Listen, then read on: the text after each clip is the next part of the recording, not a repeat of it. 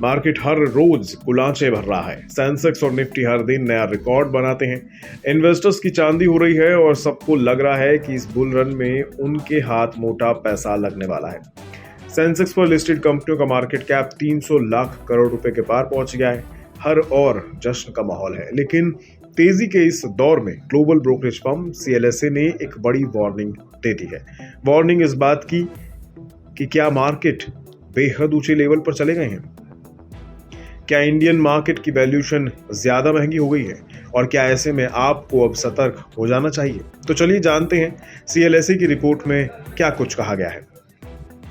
दरअसल 3 महीने में ही 10% की तेजी के साथ सेंसेक्स और निफ्टी ने नए रिकॉर्ड बना दिए हैं। सेंसेक्स तो 4% से ज्यादा महज 1 महीने में चढ़ गया है।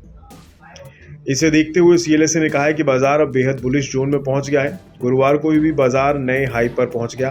गुरुवार को सेंसेक्स 339 अंक चढ़कर 65,785 अंक पर बंद हुआ, जबकि निफ्टी 98 अंक चढ़कर 19,497 अंक पर पहुंच गया।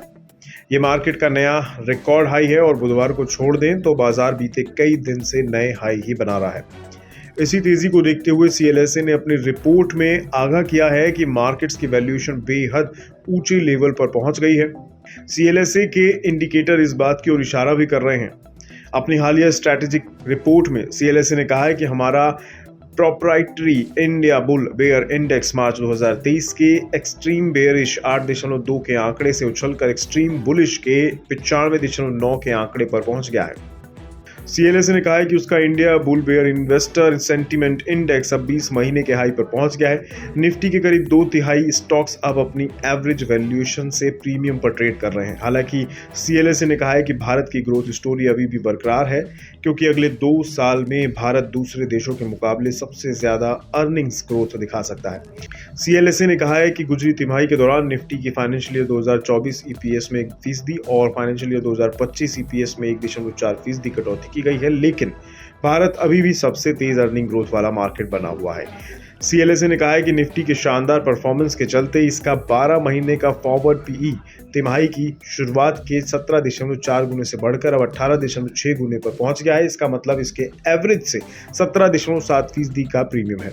CLSA ने कहा है कि उसका India focus portfolio banks, insurance, energy और रियल एस्टेट पर ओवरवेट है, जबकि IT, स्टेपल और ऑटो को छोड़कर डिस्क्रिशनरी उसके टॉप अंडरवेट में है।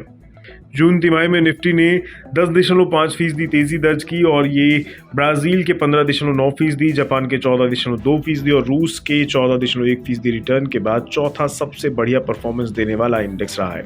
इसे देखते हुए कई एनालिस्ट अब आगाह कर रहे हैं कि भारतीय बाजार कहीं ओवरहीटेड वैल्यूएशन पर तो नहीं पहुंच गया है। इसे देखते हुए इन्वेस्टर्स को थोड़ा सतर्क होकर ही बाजार में दाव लगाना चाहिए। बिज़नेस प्रीमियम, यहाँ आपको मिलेंगे ढेरों फायदे, तो आज ही YouTube पर ज्वाइन करें। बिज़नेस प्रीमियम मेंबरशिप 159 रुपए से शुरू।